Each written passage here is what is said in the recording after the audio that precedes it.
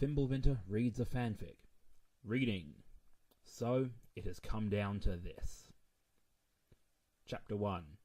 For Equestria's Future. Celestia groaned as she surveyed the battlefield before her. Hostile forces besieged her castle, and there was little that she could do about it. The bulk of her remaining forces were occupied trying to stave off the advances of her opponent, who had, in a brilliant tactical display of cunning, managed to slip a guard through Celestia's line, and it was now wreaking havoc behind her vanguard. Dimly, Celestia wondered how it had managed to come to this. She had had so many opportunities to end this battle before this moment, but she had squandered them through poor planning and hesitation to take a risk. She still couldn't believe it. Her faithful student, whom she had loved like the daughter she would never have, had rebelled against her. The pair were now locked in mortal battle, and casualties mounted by the hour. But Twilight didn't seem to notice or even care, as the troops loyal to her were defeated. Among those that had been lost were the two of her highest-ranked bishops, the pair seemingly targeted for assassination right from the start by Twilight's ruthless stratagem. It had all started out so innocently. Shortly after her coronation, Twilight had expressed an interest in studying military tactics and strategy, claiming that, as a princess, she had a need to learn such things if Equestria was ever in danger.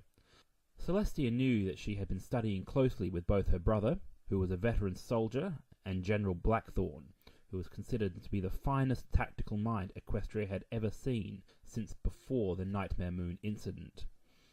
Celestia knew that Twilight was gifted, but not like this.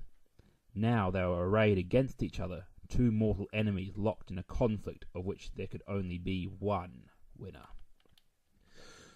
Celestia was still indignant over the fact that Twilight had dared to challenge her at all. Didn't she love Celestia as much as she did her? And where was Luna, for that matter? Celestia wondered where her sister was. Luna was far better at this sort of thing than she was. Celestia handled the economic and political side of ruling, while Luna, a far superior tactical strategist, held the position of High Commander of Equestria's military. She should be here and to fight this battle, not Celestia. With a start, Celestia realized just where Luna was. She could see the Night Princess's style mixed into Twilight's strategy, her bold gambles and high-risk, high-reward chances. So, it seemed that even her sister had betrayed her and sided with the enemy. Celestia grit her teeth and focused back on the battlefield. Her troops couldn't act without her direction, and she had to try and save her castle, if she could. Without hesitation, Celestia pulled one of her two knights away from the advance and issued him with orders to harass and neutralize, or at the very least slow down, the lone marauding hostile pony that had breached her lines. Displaying skill that belied her youth, Twilight redirected her troops to assist with the siege of the castle, leaving a few units exposed in the open to act as bait. Celestia saw them for what they were, a means to slow her down slightly so that Twilight could net a far larger prize herself. Celestia cursed at herself for allowing it to come to this in the first place, but she didn't waver. There was nothing to be done about the castle that she hadn't already done, so she struck at Twilight's exposed troops without mercy or remorse. They had chosen their side, and now they had to face the consequences of such a choice. Soon Celestia's ponies had cleared the area of Twilight's rebels, and for the first time, Celestia seemed to have the upper hoof for a moment. Sensing a weakness in Twilight's forward lines, Celestia pushed ahead with her remaining forces, eager to try and end this battle quickly. The fighting became more bitter with each passing second, and somehow she knew that Twilight would win in a war of attrition. She had to try and end it now with one swift stroke.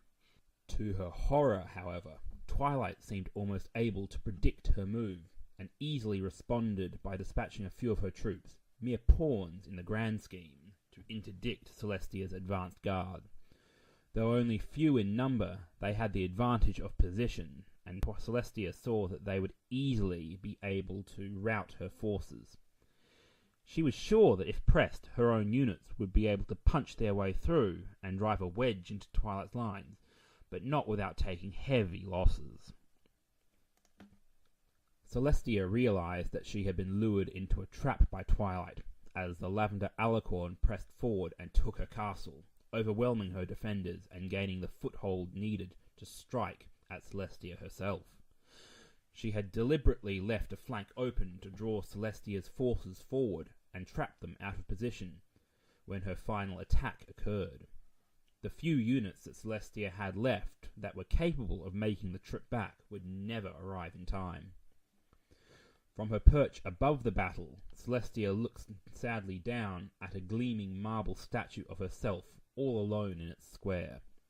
She had never liked having such an image of herself present, seeing it as self-serving, but the court had insisted that it was only proper. Right now, however, her statue was being surrounded on all sides by Twilight's forces, and they were eager to move in for the kill.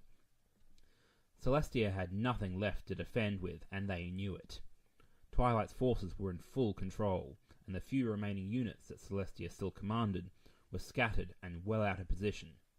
There would be no help coming today. With a groan, Celestia watched as Twilight's sole remaining knight moved in and toppled her statue, and then it was over. She had lost. Twilight's little rebellion had been successful. Sitting across from her, Twilight instantly rose up on her back hooves, forehooves up and wings flapping with the excitement of victory. "Ha ha! You are defeated, Princess! Equestria is mine!" she cackled. From now on, all foals must read for at least 3 hours every day. Celestia looked sadly down at her oak table and the chessboard that sat upon it. Pieces lay scattered all over its surface, with her king toppled resting on its side. "Best 2 out of 3? She asked. This has been a Fimble Vinters Fic reading. My Little Pony Friendship and Magic is copyright of Hasbro, and all content is used under non-profit fair use doctrine.